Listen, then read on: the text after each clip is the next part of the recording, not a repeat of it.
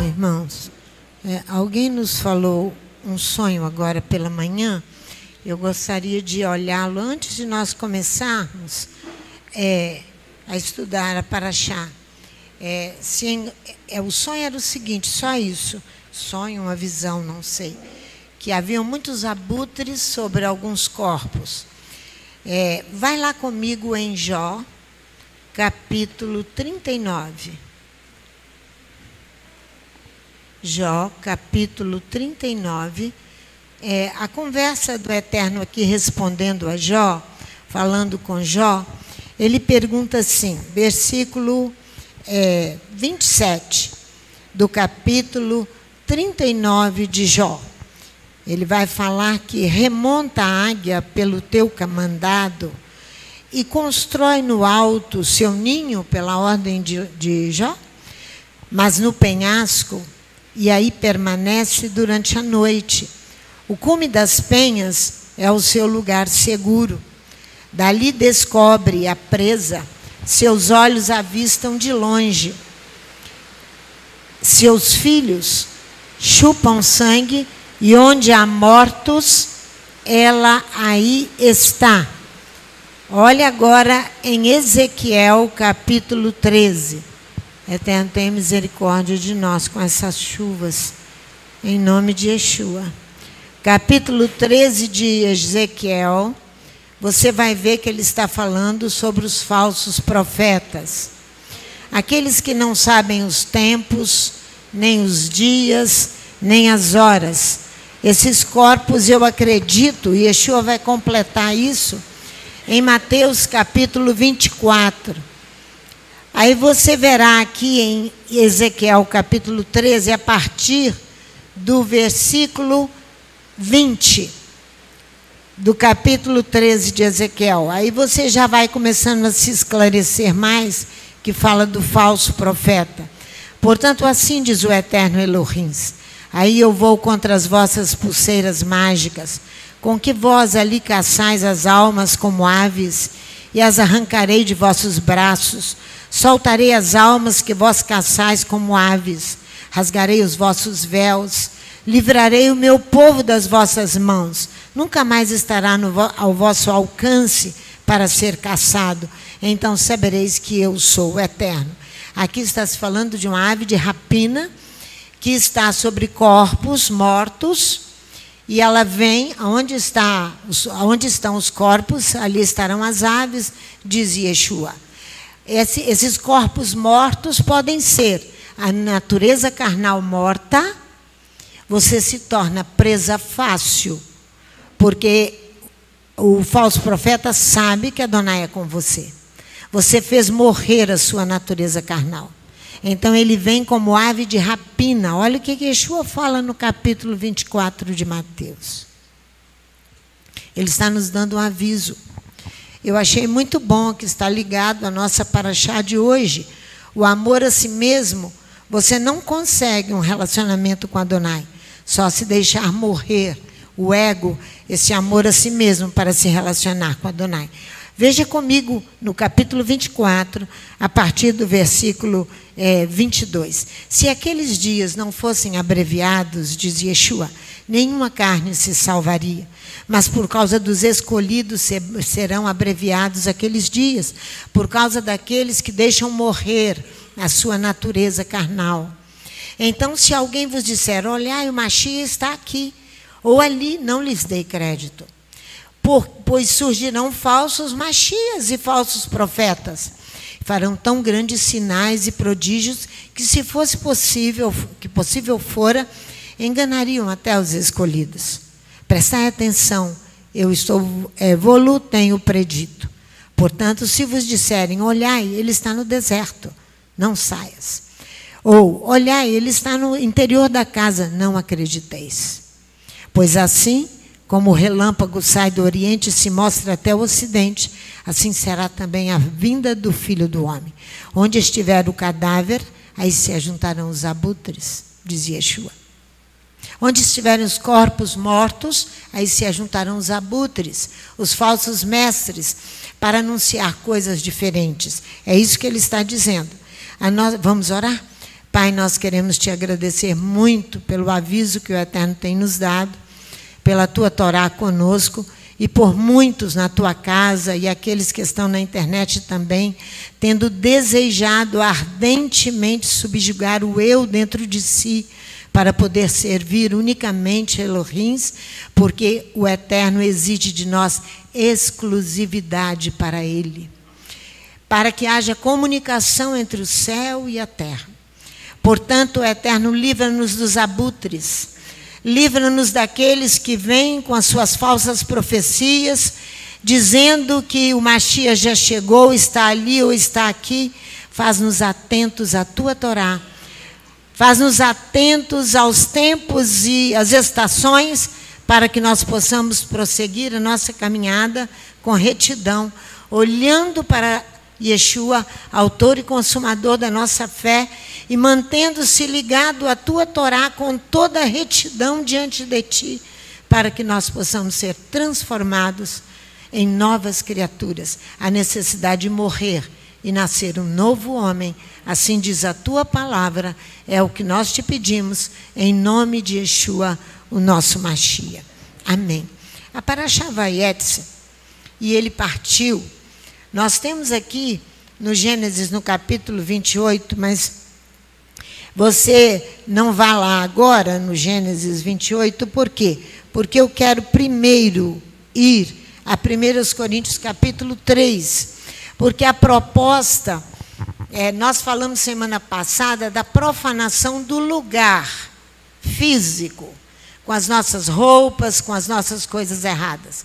Hoje nós vamos falar, a proposta é profanar o lugar santo aqui dentro, ó, para que o relacionamento com os céus seja desfeito.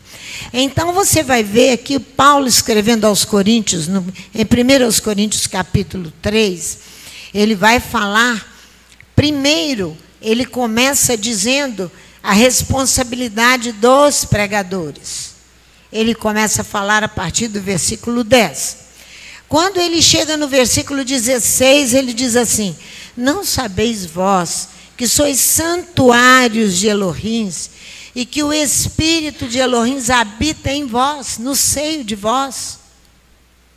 É a questão de Gênesis 28, versículo ali, a partir do versículo 10, quando Jacó chega a Beersheba e tem aquela visão que nós costumamos olhar, nos entreter mais com a área mística e não nos ater às necessidades que verdadeiramente nós precisamos.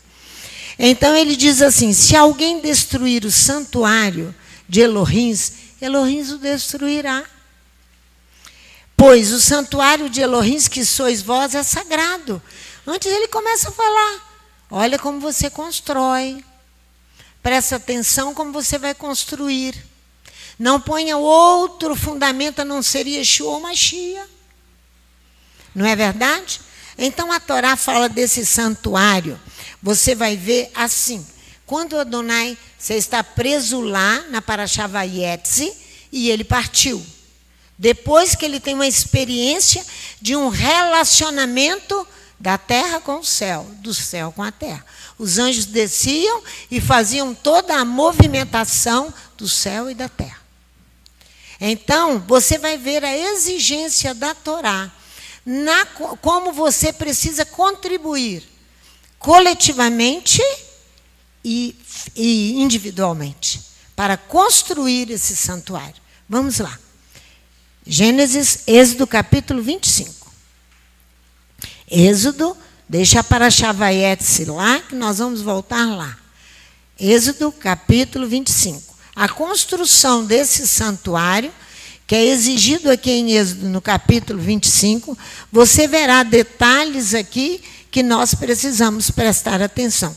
Ele diz assim, ó, no versículo 8, olha aí na sua Bíblia, 25, 8.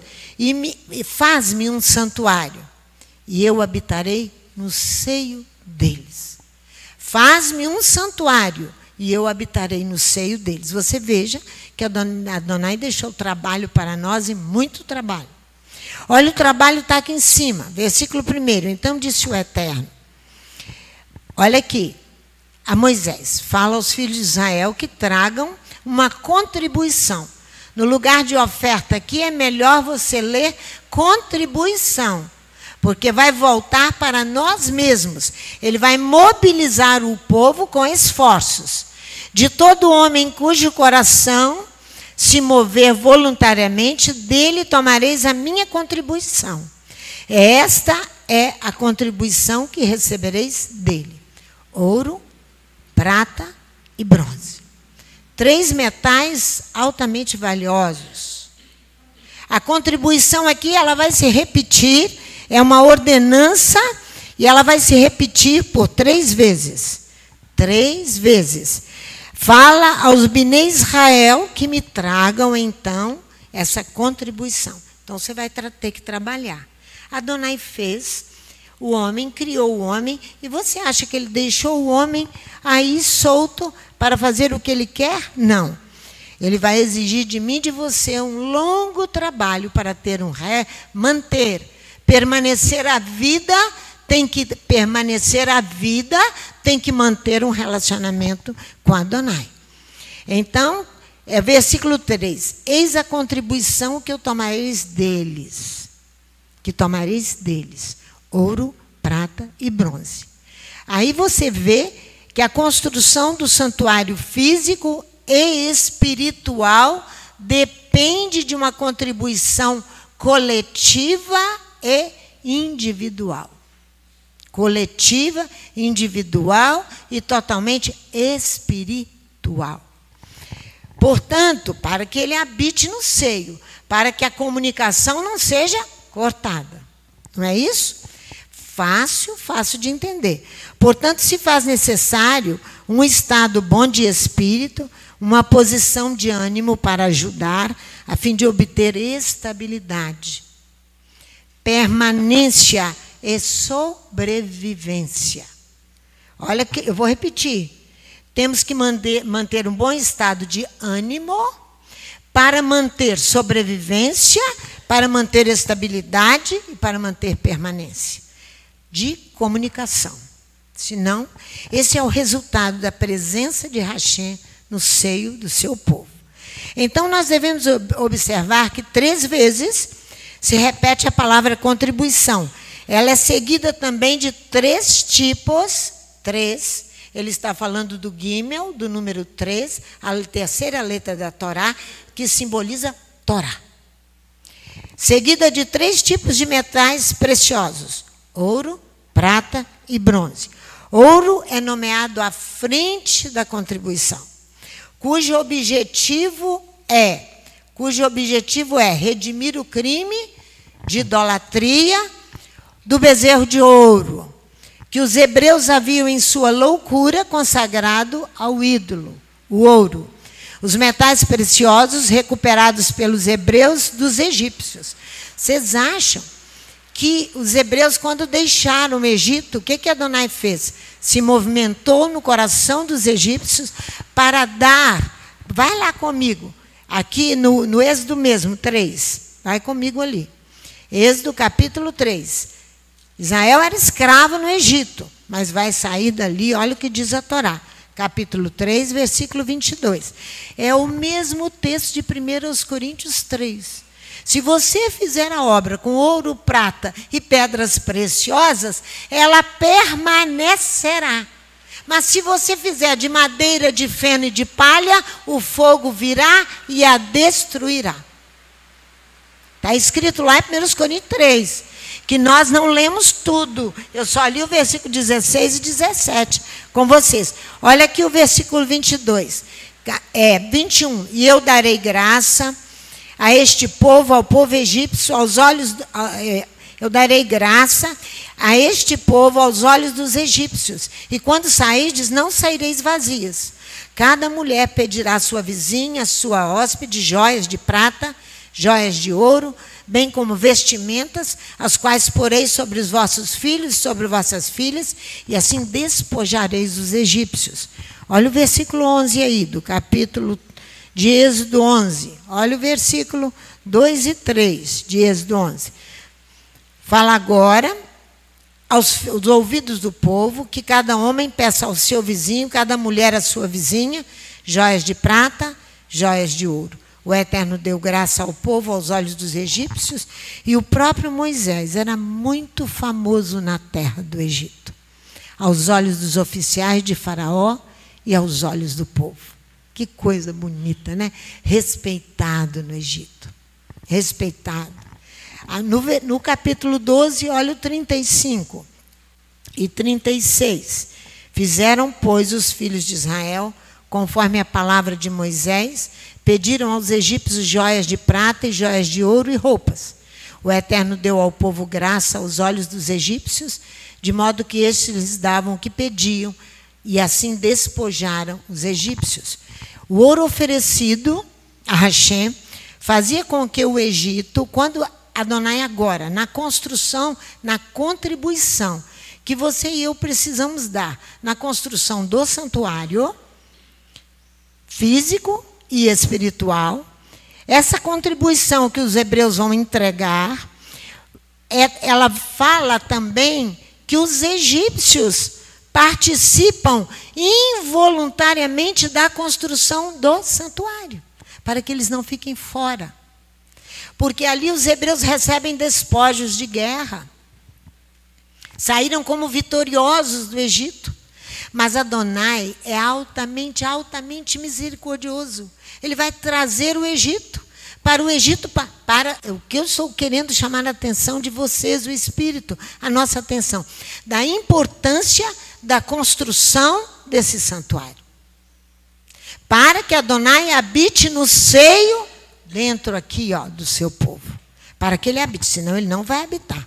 A prata é para manter o santuário erguido.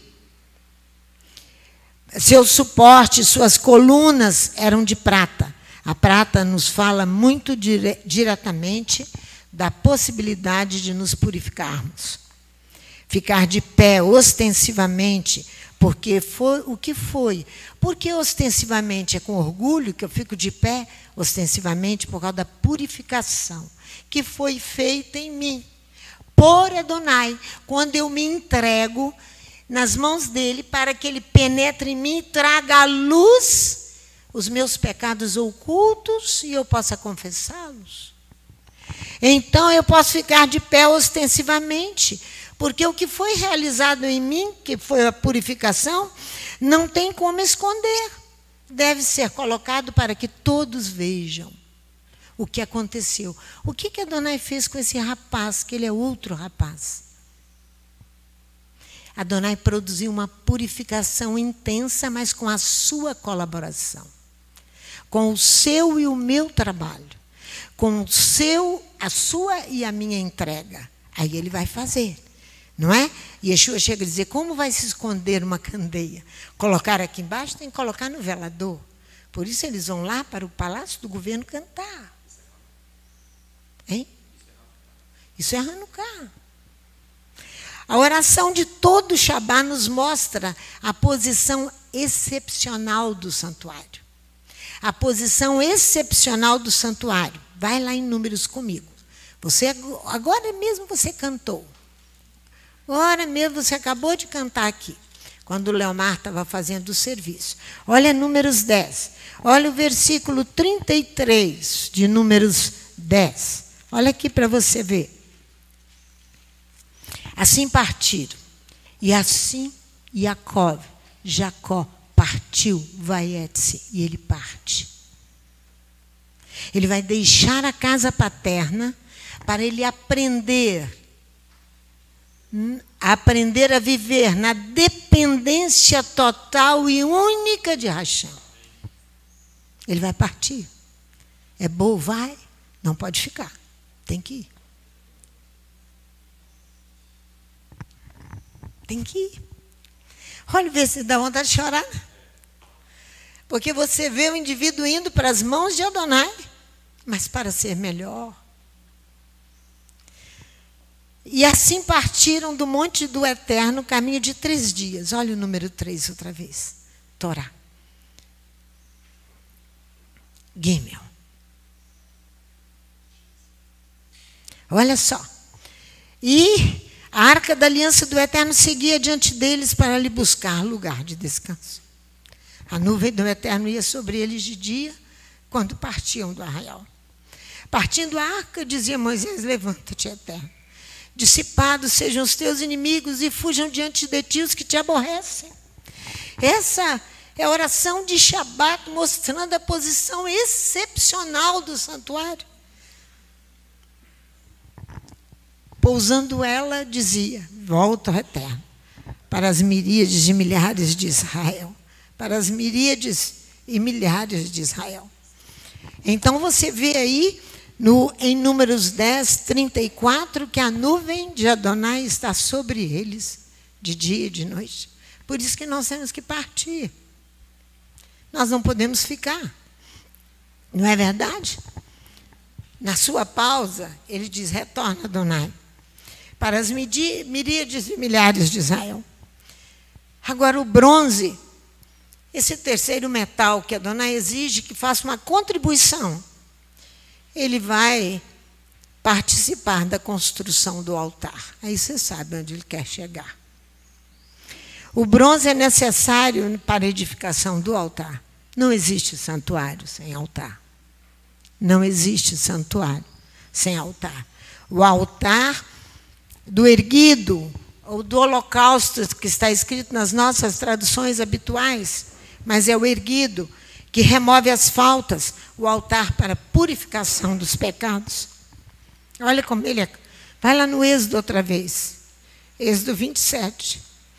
O Eterno está chamando a nossa atenção para que nós deixemos Ele habitar em nós e trabalhemos.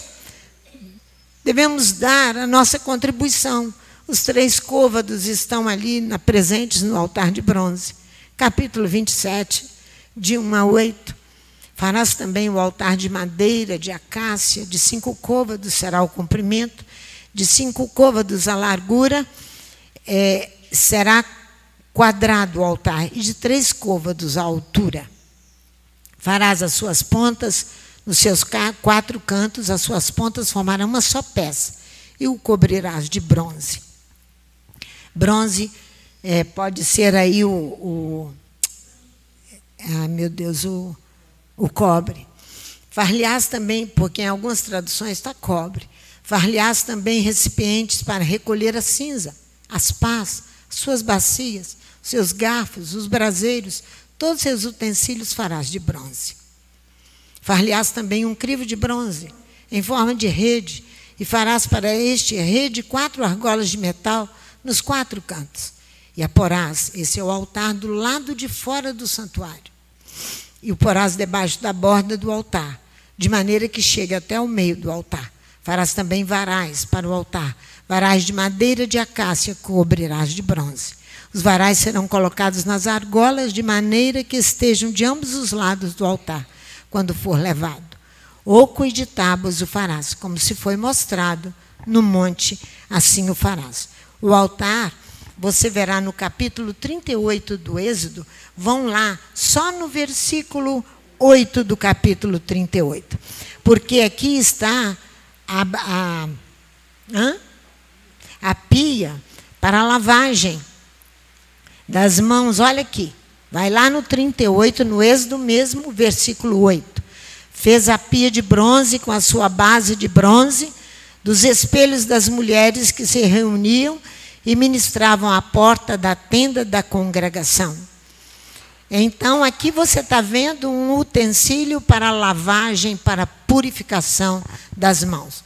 O altar, ele é móvel, portanto, ele é leve e transportável, porque uma hora eu estou aqui, outra hora eu estou aqui, outro momento eu estou lá, o altar está aqui dentro, ó. O do santuário itinerante era móvel também, porque a tenda montou e desmontou 7 vezes. Montou e desmontou 7 vezes, a 8ª foi definitiva. Então, aqui nós temos o altar dos sacrifícios no período de Salomão. Olha lá em 1 Reis, capítulo 8, porque nós dissemos para vocês que o amor a si mesmo, a proposta é de quem ama a si mesmo é profanar o lugar sagrado do seu coração, para que Adonai não habite. Pastora, não é verdade. Como é que eu posso profanar esse lugar? Pode sim. Colocando coisas que você deseja, as suas ideias, as suas propostas, tudo que nós desejamos, nós devemos levar ao crivo de Adonai. Você vai ver esse exemplo com Salomão. 1 Reis, capítulo 8, é ele que vai abrir todas as portas para a idolatria em Israel. Infelizmente é. 1 Reis, capítulo 8. Vai lá para você ver. Ele vai construir esse altar. Ele já vai mexer na medida do altar. Eu fiz questão que você fizesse a leitura de Êxodo 27. E Êxodo capítulo 38, o versículo 8. Para você entender o que diz a Torá, e que eu não posso mexer em nada que a Torá diz, em medidas, nem cumprimentos, porque eu vou atrapalhar o altar que eu estou contribuindo para construir. Olha aqui no capítulo 8 de 1 Reis. Versículo 64. No mesmo dia, o rei consagrou o meio do átrio, que estava diante da casa do Eterno. E ali preparou o holocausto, está vendo? É o altar do lado de fora. O holocausto, o erguido e as ofertas com a gordura das ofertas pacíficas, porque o altar de bronze é o altar que nós lemos, é a natureza, simboliza a natureza carnal bruta, que precisa ser transformada por Elohim para que você tenha comunicação com os céus. Olha aqui, que está diante do Eterno era muito pequeno para nele caberem os holocaustos, as ofertas de cereais e a gordura das ofertas pacíficas. No mesmo tempo, celebrou Salomão a festa, e todo Israel com ele, uma grande congregação, vinda desde a entrada de Amate, desde o rio do Egito, perante a face do Eterno nosso Elohim, por 7 dias, e mais 7 dias, 14 dias ao todo. No 8º dia, ele despediu o povo. Eles abençoaram o rei, então se foram às suas tendas, alegres, de coração contente, por causa de todo o bem que o Eterno fizera a Davi, seu servo, e a Israel, seu povo. Ok. Esse construiu um altar de bronze com dimensões maiores e superiores a que se definiu a Torá. Não foi? Ele achou que o altar era pequeno, assim que nós fazemos. É dessa mesma forma. E vai construir um maior. Vamos ver o que ele vai pôr nesse altar. Segundo Crônicas, capítulo 4. Ele vai modificar o altar. Vocês se lembram que nós conversamos a respeito de que eu tenho que ter instrumentalidade jurídica? É legal? Senão não vai dar certo? Não vai dar certo. Olha aqui. Segundo Crônicas, capítulo 4, versículo de 1 a 6. Fez um altar de bronze, acessórios do templo, tal título da sua Bíblia.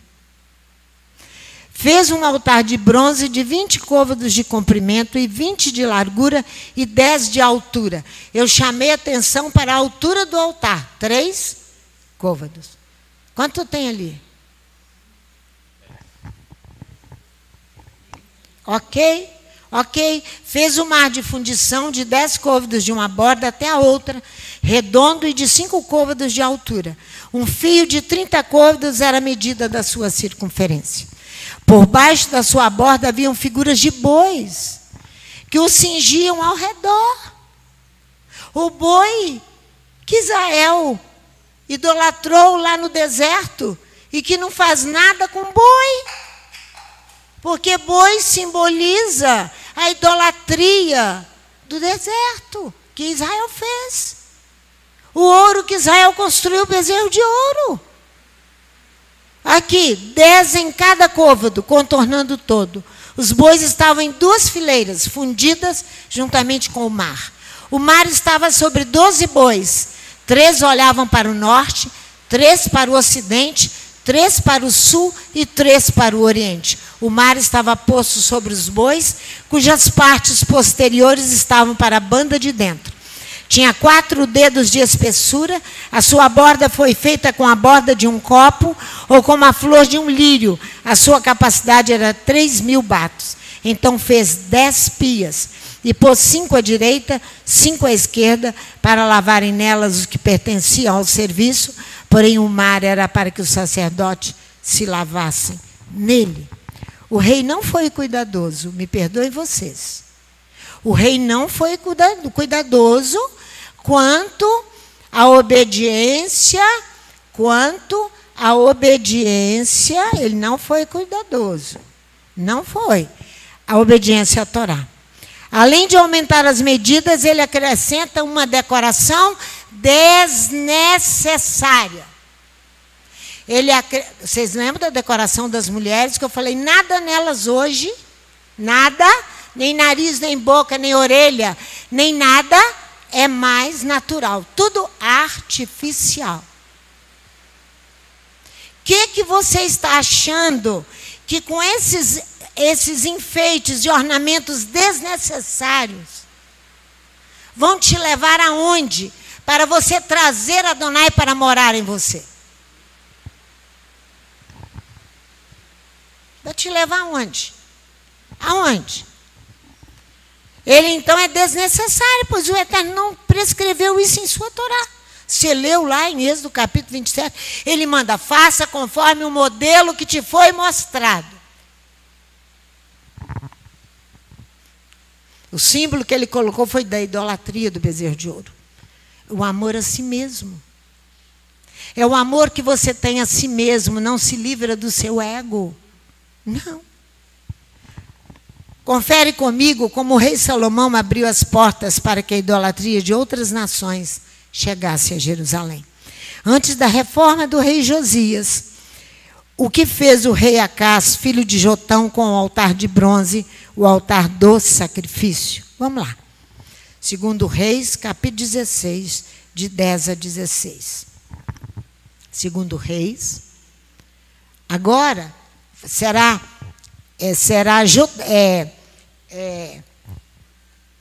que Salomão abriu as portas. Antes da reforma de Josias, o que vai fazer Acás? Olha lá. Segundo Reis 16. Olha aqui. Eu estou só te ensinando que Adonai não habita em templo que não tem as dimensões e os caracteres de uma Torá, de uma justiça verdadeira. Não. Segundo Reis, capítulo 16. Vamos começar do versículo 10. Olha só. Então o rei Acás foi a Damasco encontrar-se com Tiglat-Pileser, rei da Assíria. Ele viu um altar que estava em Damasco e enviou ao sacerdote Urias a figura do altar e o modelo conforme toda a sua obra. Conforme toda a sua obra. Urias, o sacerdote, edificou um altar conforme tudo que o rei Acás tinha ordenado de Damasco. E acabou antes que o rei Acás voltasse. Olha que agilidade o inimigo tem. Tinha internet na época não, tá? Tá? Olha a agilidade que o inimigo faz para desfazer aquilo que Adonai faz. Que ele manda fazer. Olha a agilidade. Então, quando o rei voltou de Damasco, viu o altar, chegou-se a ele e nele sacrificou. Queimou o seu holocausto e a sua oferta de cereais, derramou a sua libação, espargiu o sangue das suas ofertas pacíficas naquele altar. Porém, o altar de bronze que estava perante o Eterno, tirou diante da casa, de entre o seu altar, porque ele cria que aquele altar que Salomão fez estava em perfeitas dimensões, já não estava mais. Ele vai tirar e pôs ao lado do seu altar da banda do norte. O rei Acás ordenou a Urias, o sacerdote, no grande altar, queimou o holocausto da manhã, como também a oferta de cereais da tarde, e o holocausto do rei, a sua oferta de cereais, o holocausto de todo o povo da terra, a sua oferta de cereais e as suas ofertas de bebida. Todo o sangue dos holocaustos e todo o sangue do sacrifício espargirá neles. Porém, o altar de bronze será para mim, inquirir nele. O que ele queria? Ele queria colher informações dos céus, se ele iria vencer a Síria, se Israel não seria levado para o cativeiro. Sabe quantos anos antes de Israel ser levado para o cativeiro, um profeta vai a Betel, aonde ali está o santuário de Adonai, que Jacó ali esteve, eu vou mostrar para vocês. Ele vai erguer o santuário. Ele volta e ergue o santuário em Betel, onde Adonai mostrou-se e se manifestou. Ele vai dar honras a Adonai. Mas esse mesmo lugar, o profeta anuncia que nascerá um homem chamado Josias. Vamos lá. 2 Reis, capítulo 13. A briga está... 2 Reis, capítulo 13 ou 1 Reis, capítulo 13? 1 Reis 13. 1 Reis 13. Vai lá comigo. 1 Reis 13. Olha aqui. Deus, por ordem do Eterno, um homem de Deus veio de Judá a Betel, quando Jeroboão estava junto ao altar para queimar incenso. Que fez esse terrível Jeroboão? Pôs um bezerro lá em cima no território de Israel e botou outro aqui. Aqui embaixo, 2 bezerros. O profeta vai lá profetizar para Jeroboão agora. 350 anos antes de nascer Josias. Vocês estão achando que as coisas com Adonai ficam adormecidas e que ele desonra os seus profetas? Não, não. Vai desonrar o falso profeta. Quando Jeroboão estava junto ao altar para queimar incenso, clamou o homem contra o altar por ordem de Adonai. Altar, altar. Assim diz o Eterno, um filho nascerá à casa de Davi. Versículo 2, dá vontade de chorar. Cujo nome será Josias, o qual sacrificará sobre ti os sacerdotes dos altos, que queimam sobre ti incenso, e os ossos humanos se queimarão sobre ti. Era a forma que Josias encontraria para profanar os falsos altares. Era queimar ossos humanos em cima das sepulturas. Deu naquele mesmo dia, versículo 3 de 1 Reis 13. Deu naquele mesmo dia um sinal. Este é o sinal que o Eterno falou. O altar se fenderá e a cinza que está sobre ele se derramará. Tendo o rei Jeroboão ouvido a palavra do homem de Deus, esse é o homem que vai reinar no lugar do filho de Salomão, Roboão. Ele vai colocar os ídolos, os bezerros, um em cima e outro embaixo, para que o povo não subisse a Jerusalém para adorar nas festas bíblicas. Nas festas bíblicas, para que o povo não subisse. Estendeu a mão, então Jeroboão, ouvindo a palavra do homem de Elohim, que clamara contra o altar de Betel, tá? Estendeu a mão de sobre o altar, dizendo, pegai-o.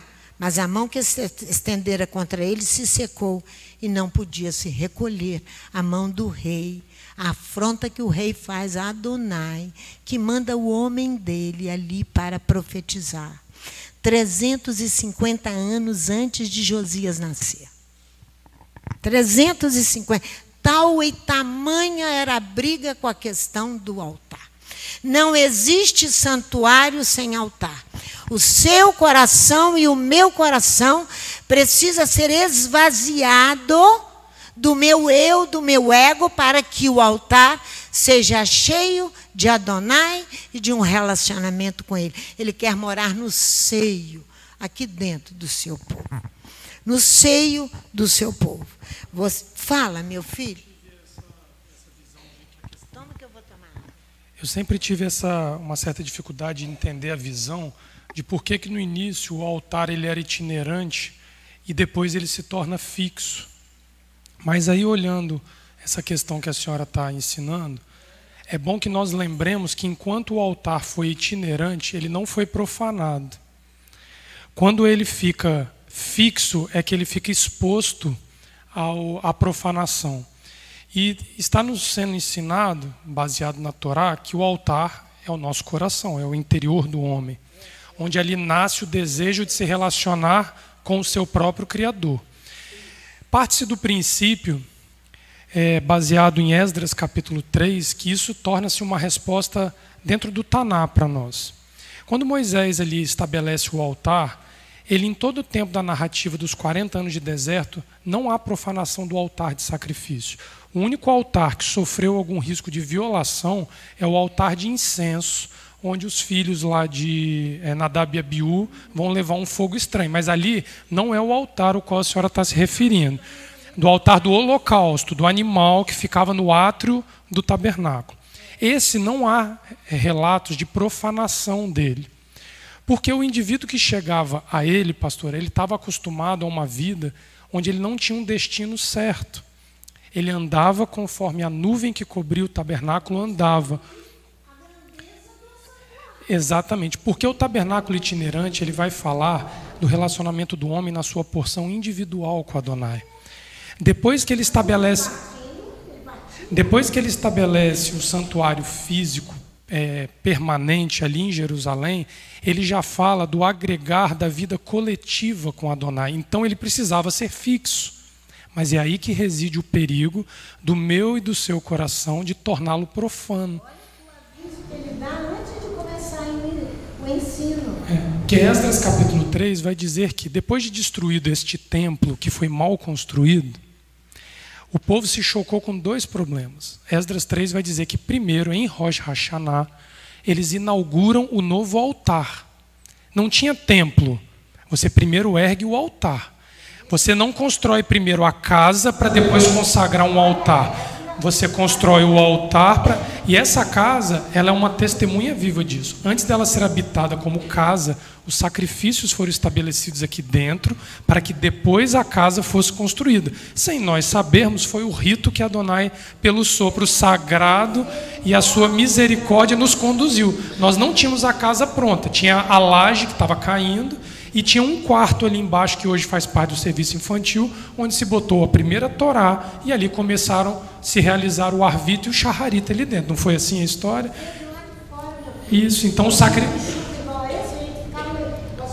Isso. Então o sacrifício começou primeiro para que o relacionamento acontecesse, para depois haver uma casa. Mas qual foi o risco que você se expõe quando você constrói a casa? De profanar o altar da coletividade, que simboliza aquilo que Salomão fez. É muita gente, ele se torna pequeno, eu vou dar uma ajuda a Adonai a receber as suas oferendas.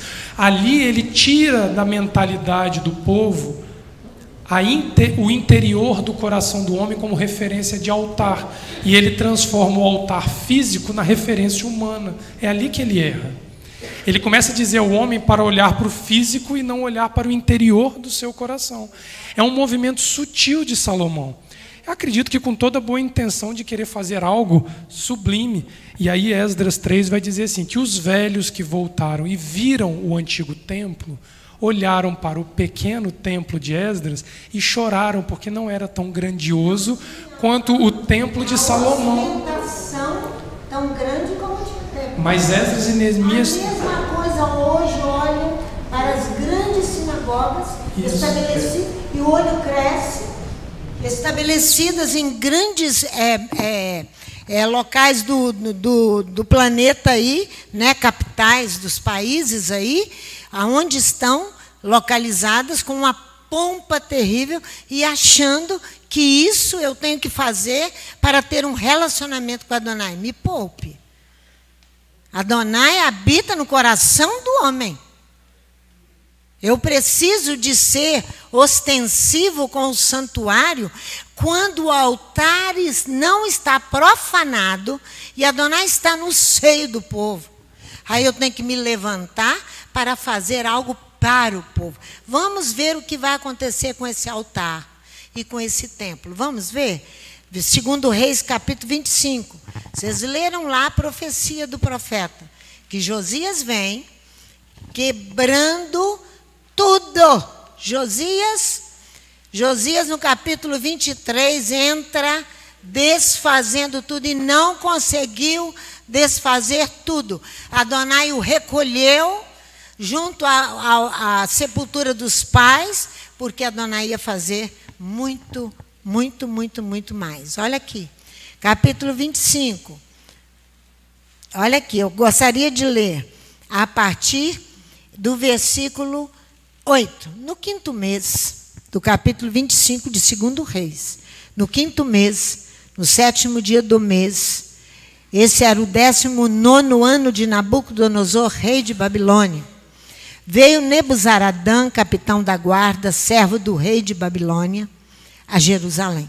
Queimou a casa do Eterno e a casa do rei. Foram as duas coisas que Salomão primeiro construiu. Foi injusto com Hirão, amigo de Davi. Deu terras ruins a Hirão. Trouxe peso sobre os funcionários que construíram a casa. Está escrito isso tudo na palavra, tá?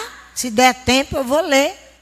Para vocês verem da injustiça para fazer algo esplêndido físico e não esplêndido dentro do coração. Olha aqui. Todas as casas importantes ele queimou. Versículo 10. Todo o exército dos caldeus que estava com o capitão da guarda derrubou os muros em redor de Jerusalém. O mais do povo que havia ficado na cidade e os que se haviam rendido ao rei de Babilônia e o mais da multidão, Nebuzaradã, o capitão da guarda, levou preso. Porém, dos mais pobres da terra deixou o capitão da guarda ficar alguns vinheiros e para lavradores.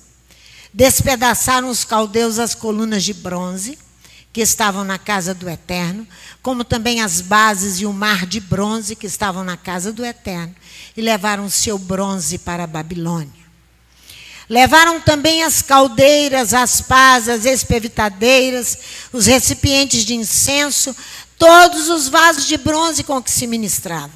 Também tomou o capitão da guarda os braseiros, as bacias, tudo que era de ouro, tudo que era de prata.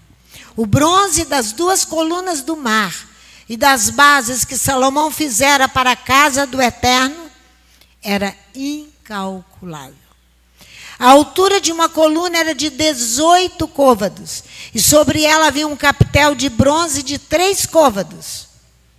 E a altura era decorado com uma rede e romãs de bronze em redor.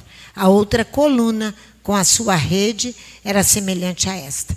Também o capitão da guarda levou a Seraías, primeiro sacerdote, Sofonias, segundo sacerdote, e os 3 guardas da porta. Da cidade tomou a um oficial que tinha cargo da gente de guerra, e a 5 homens dos que viam a face do rei e se acharam na cidade, como também o escrivão-mor do exército, que registrava o povo da terra, e a 60 homens do povo da terra que se achavam na cidade. Tomando-os, levou Nebuzaradã para Ribla. Tomando-os, na restauração de Josias, de onde surge no coração dos rabis a hipótese de Josias ter restabelecido um altar de pedras para enraizar o serviço na cidade santuário. Nós vamos entender isso. Para enraizar o serviço na cidade santuário de Jerusalém. Ele supõe-se que ele fez um altar de pedras para enraizar o serviço, para manter a comunicação que foi recebida em Betel, da terra com o céu, do céu com a terra. Vaiete, e ele partiu, foi necessário deixar e partir.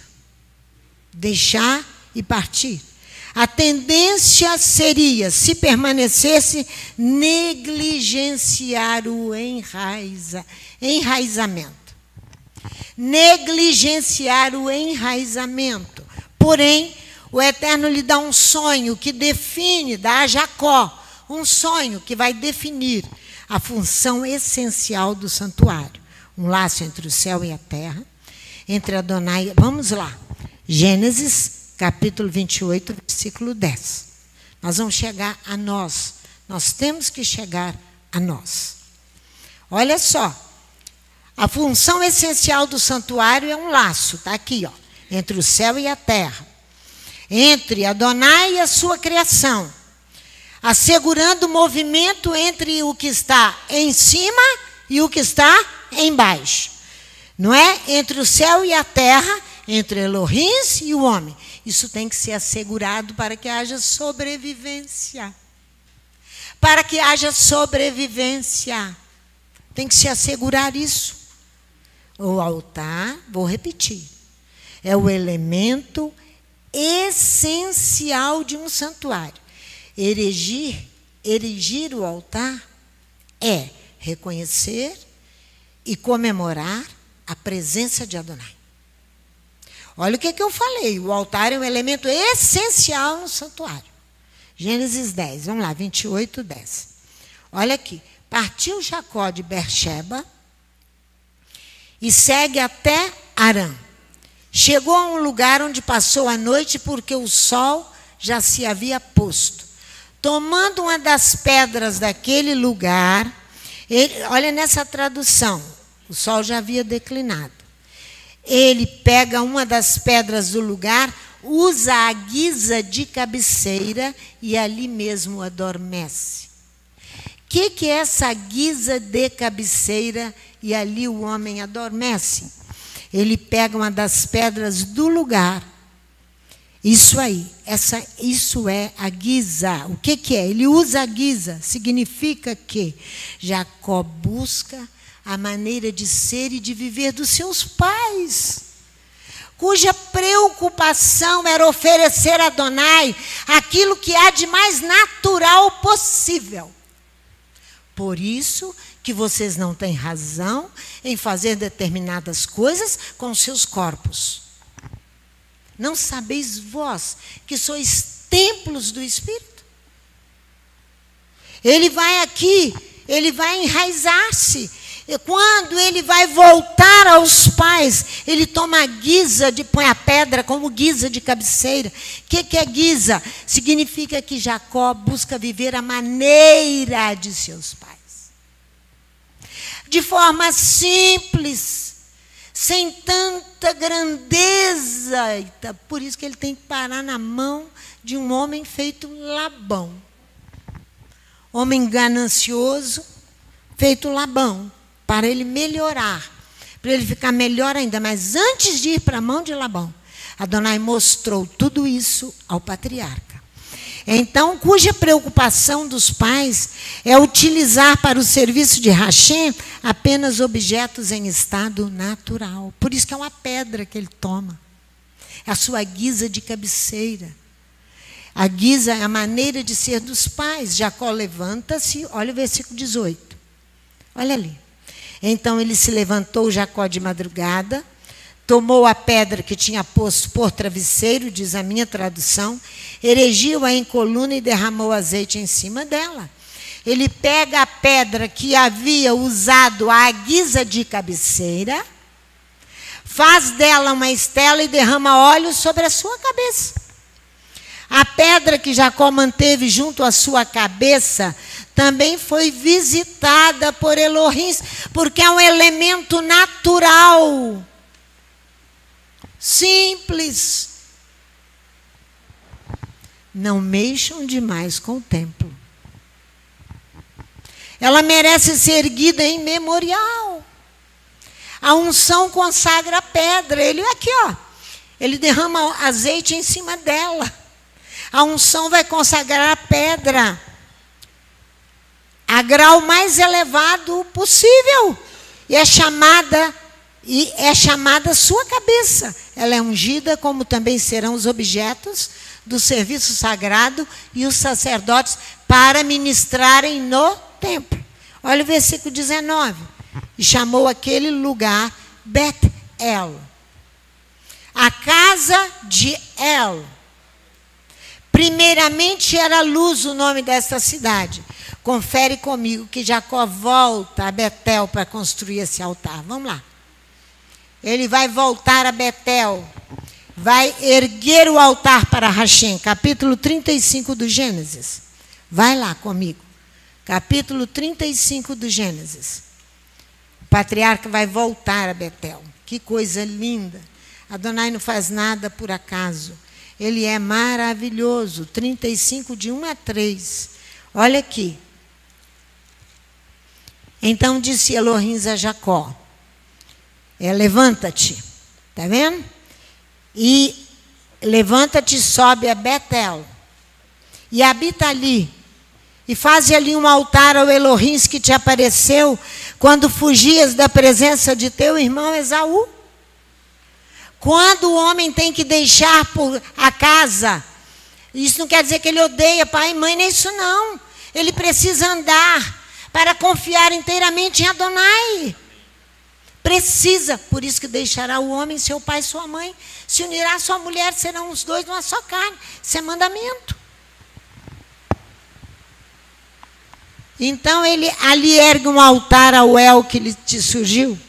Erigir um altar é a resposta de Jacó a Rachem.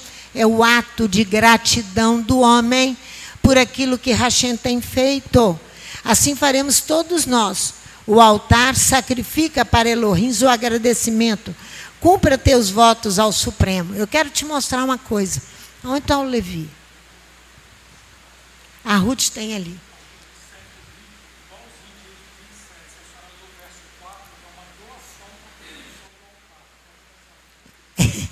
O Léo está falando que ele segue o mesmo rito de Êxodo 27, na construção do altar, né? É uma doação que ele faz para a construção do altar. Olha aqui. Olha só aqui. Está vendo essa placa aí? Essa placa está pronta. Deve ter uns 4 meses já. Ali em cima da mesa, aqui na sala da Torá. Vocês já passaram aqui? Passa outra imagem, Rutinha. Vocês já passaram ali, já viram aquilo ali? Estão vendo ali? Parece uma cruz? Não é uma cruz, não. Não é não. Parece não, né? Só fez uma base, porque a chuva vai batendo ali, e o terreno é assim, então escorre tudo ali. Olha só, Adonai nos mandou limpar aquilo tudo ali, eu e Luzia limpamos num dia tudo. Só aquele cantinho. Mas isso tem uns 7 meses. Ali vai entrar aquela placa. Naquele, olha lá, tá vendo? Ó, naquele material de inox acima, vai entrar uma placa dizendo: gratidão no coração e verdade nos atos. Sacrifica para Elohim o agradecimento. Cumpre teus votos ao Supremo. Não é o sacrifício de pacificação. É o sacrifício de agradecimento. Cumpre teus votos ao Supremo. O que nós vamos colocar? Volta lá, Levi. Ali em cima, pedras. As 12 pedras, simbolizando as 12 tribos de Israel. Ali, ó. Sabe por que não fez ainda? Porque não era a hora. Porque para construir isso aí hoje, pequenininho assim, aqui na casa de Adonai, nós temos... O que eu orei com vocês? Nós temos que saber tempos, estações, tudo em linha com Adonai, senão nós fazemos errado. As pedras estão ali na mesa da glória, que Romário buscou lá no Rio, com Hélio. Não foi, Luzia? Eu pedi aos meninos que fossem lá e buscassem pedras naturais. Mas elas precisam ser lavadas. E eu não consigo tempo mais para lavar as pedras. Que eu lavaria com o maior prazer, poria as minhas mãos nela. Porque é um sacrifício de agradecimento desta casa. Por todos os benefícios que Adonai tem nos dado. Todos os benefícios. É isso aí. Olha só, 35:2. Então disse Jacó à sua família, a todos que com ele estavam: lançai fora os deuses estranhos que há no meio de vós, e purificai-vos, e mudai as vossas vestes. Aí nós vamos colocar essa placa ali onde estão aquelas 2 pecinhas de inox, para colocar a placa de vidro, que está prontinha ali. Lançai fora os deuses estranhos que há no meio de vós, purificai-vos, e mudai as vossas vestes. E mudai as vossas vestes. Lançai fora os Elohins estrangeiros que ainda se encontram no coração. Os Elohins estrangeiros que ainda se encontram no coração. O Elohim de Israel deve permanecer como único. Ele quer exclusividade toda para ele. Deuteronômio 32, versículo 39. Eu mesmo, eu sou eu. O que eu faço, eu mato e eu faço viver. Não é exclusividade? Ele quer exclusividade.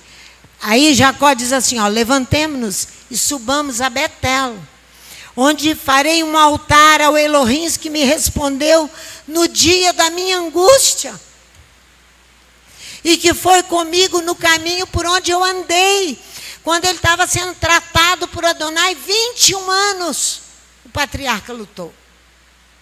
7, mais 7 e mais 7, para deixar o eu, a escolha que ele fez de uma mulher muito bonita como Raquel. Ele vai perdê-la aqui, ó.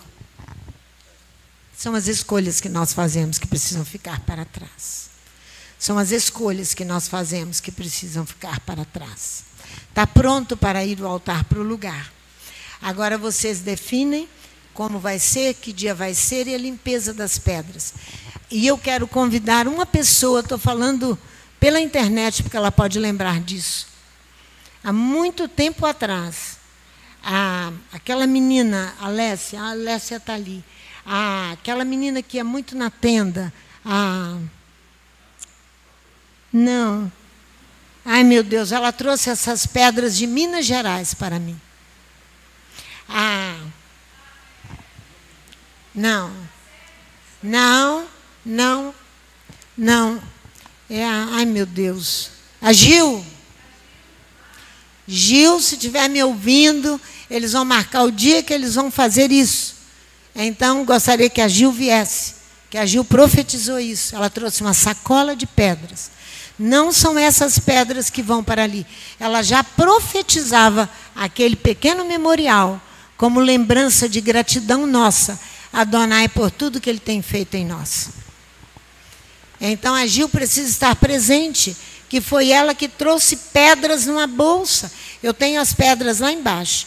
Aí Romário conseguiu as pedras de rio nesse tamanho, simbolizando cada uma as 12 tribos de Israel.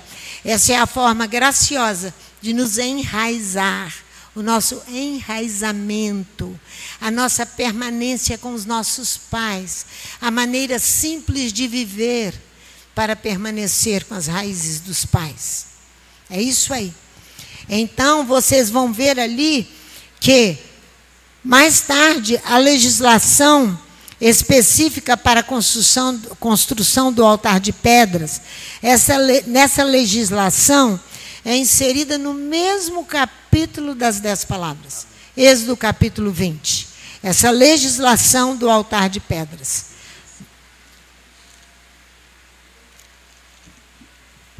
Aí vocês vão entender a luta que é para essa contribuição, tá? Êxodo capítulo 20, do versículo 22. Então disse Adonai a Moisés: dirá aos filhos de Israel: viste que do céu eu vos falei, não fareis outros deuses ao lado de mim, deuses de prata ou deuses de ouro não fareis para vós. Um altar de terra me farás. Esse altar de terra provavelmente são princípios e normas evidentes. A forma desse altar é apodídica, diz os estudiosos, no Decálogo. São princípios e normas necessárias e evidentes, que prescrevem atos graves relacionados à administração da justiça e a respeito da vida. A respeito da vida, a vida só permanecerá se houver um relacionamento com Adonai.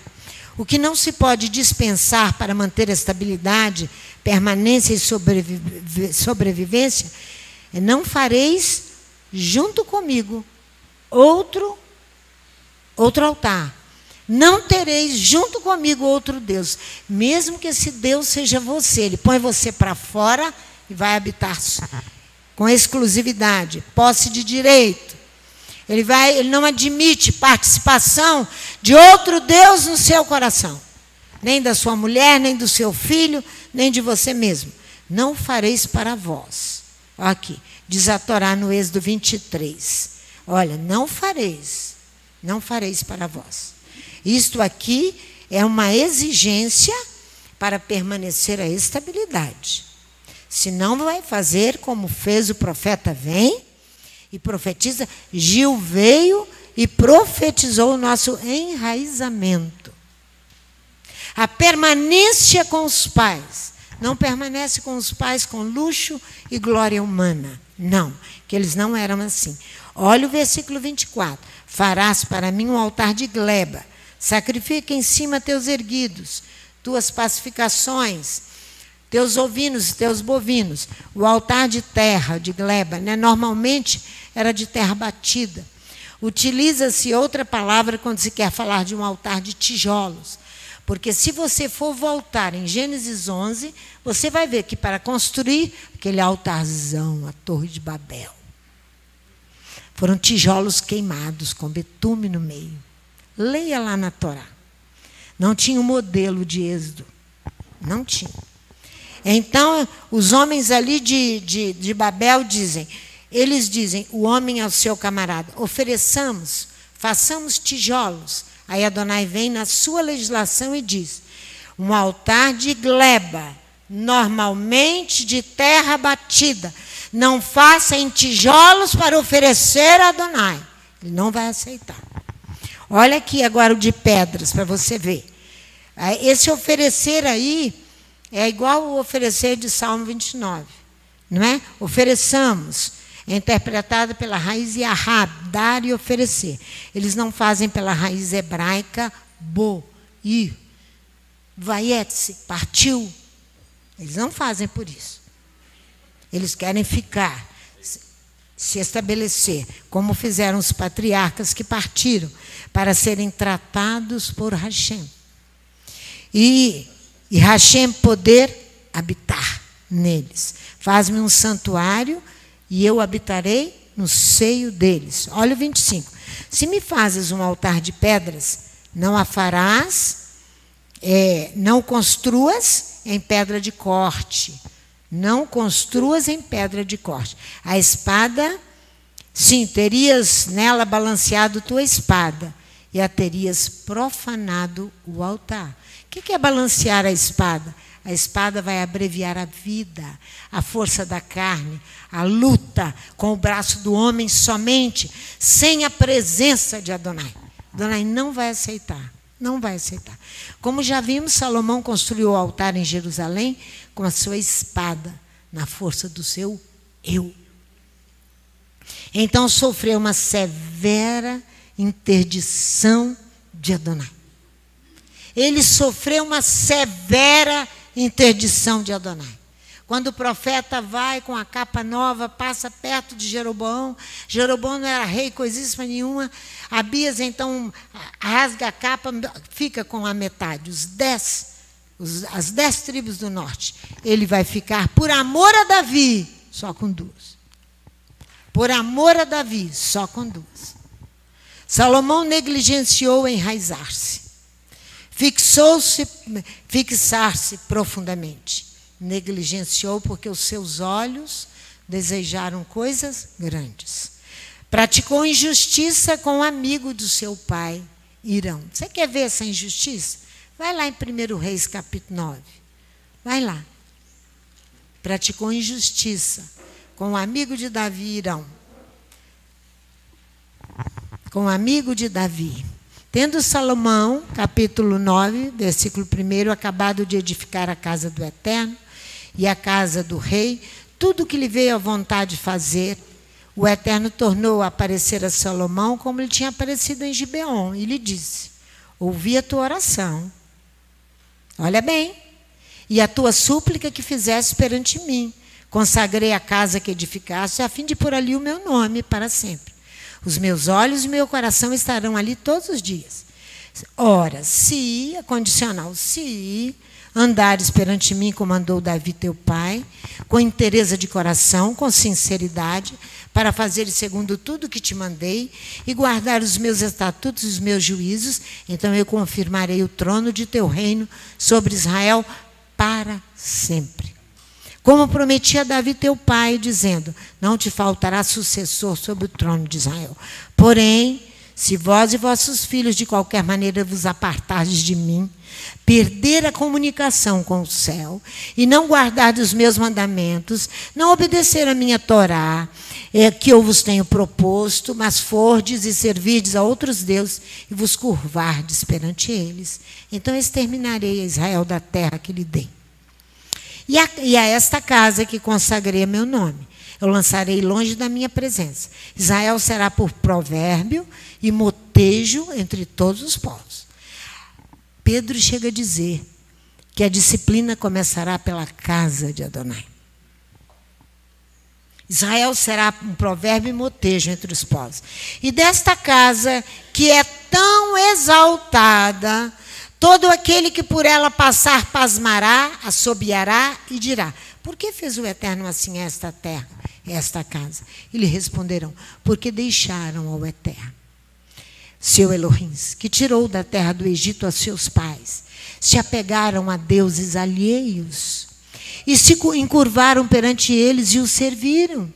É por isso que trouxe o Eterno sobre eles todo esse mal.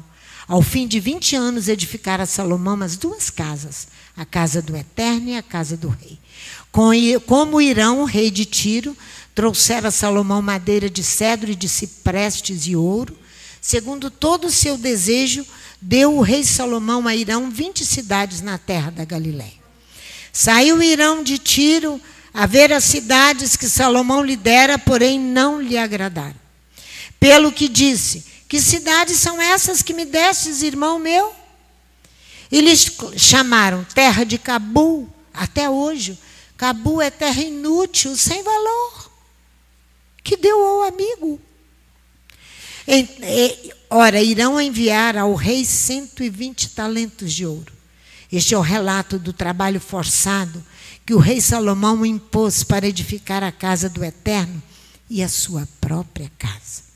Os terraços de apoio, o muro de Jerusalém, como também a Zor, a Meguido e a Gezer. Então ele praticou injustiça, usou do trabalho forçado para construir a casa do Eterno e a sua própria casa. Praticou injustiça com o seu amigo.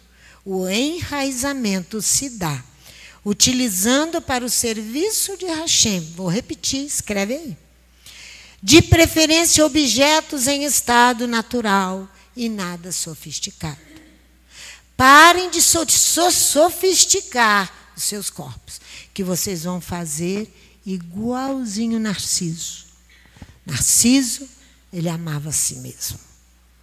Narciso era célebre por sua beleza. Ele apaixonou-se por sua própria imagem. Ao olhar-se nas águas de uma fonte, no fundo da qual se precipitou, a fim de abraçar-se. Espelho, espelho meu, qual é a mulher mais bonita do que eu? E olhando indefinidamente sua imagem espelhada num lago, ele não percebeu, não conseguiu identificar que a imagem era ele mesmo. E apaixonou-se perdidamente por si mesmo. A imagem refletida era de um homem nobre, corajoso, sábio, justo, bom, generoso e confiável. Foi metamorfoseado na flor que traz o seu nome, Narciso. Acabou padecendo por distinguir-se não conseguir distinguir a realidade da fantasia. A realidade da fantasia. O enraizamento se dá, de preferência, com objetos natural e nada sofisticado. Assim fez Elias. Assim fez Elias, 1 Reis, capítulo 18. Ele vai tomar pedras, as 12 pedras, põe sobre o altar e vai lá. Os profetas, os falsos profetas estão lá. Elias construiu o altar dentro do modelo e hora de orar. Ele vai clamar a Adonai no horário da minhá. De tanto enraizamento que esse homem tinha. No horário da minhá. O templo funcionando com os sacerdotes, ele vai clamar. Para matar todos os profetas de Baal e de Aserá, que comiam na mesa de Jezabel. Idolatria não é brincadeira. Adonai não habita. Gideão constrói o seu altar sobre uma pedra. Manoá encontra-se com o anjo e oferece o seu sacrifício sobre uma pedra. Isaías, vamos lá. Lá eu quero ir, Isaías. O altar vai perdoar. O altar vai Isaías 6. O altar vai perdoar. O altar vai prolongar a vida. A proibição da Torá é profanar o altar. A proibição da Torá é profanar o altar. Você corta a comunicação. Aí você entende por que o patriarca precisava agora aprender a servir por amor. Ele bate os olhos em Raquel, se apaixona por ela e chora, dá um beijo nela e chora. Ele agora aprendeu a servir por amor. Vocês estão precisando aprender a servir por amor. Mas trabalhou 21 anos para poder aprender. Não é fácil. Não é fácil. Não é fácil. Olha aqui Isaías capítulo 6, do versículo 5 ao versículo 8. Então disse eu, ai de mim, que vou perecendo, porque eu sou um homem de lábios impuros e habito no meio de um povo de impuros lábios. Os meus olhos viram o Rei, o Eterno dos Exércitos. Mas um dos serafins voou para mim, trazendo na mão uma brasa viva. Tirada de onde? Do altar, com uma tenaz. E com ela ele tocou na minha boca e disse, vê, isto tocou os teus lábios. Ele foi purificado, e a tua iniquidade foi tirada, e purificado o teu pecado.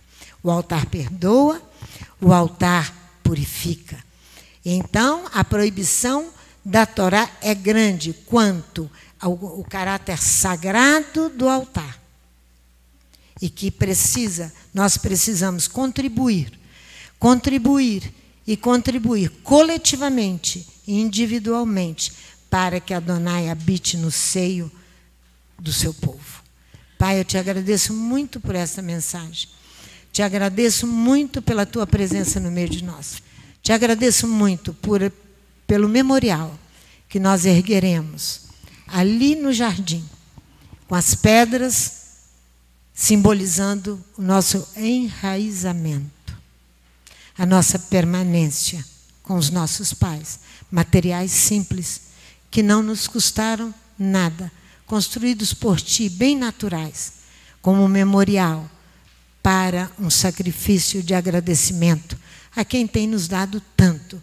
Que custa a cada um de nós dar tudo que temos para ti. Obrigada, Pai, por este privilégio. Obrigada por esta casa. Obrigada pelos meus irmãos. Obrigada por tudo. É o que eu te peço em nome de Yeshua, o Mashiach.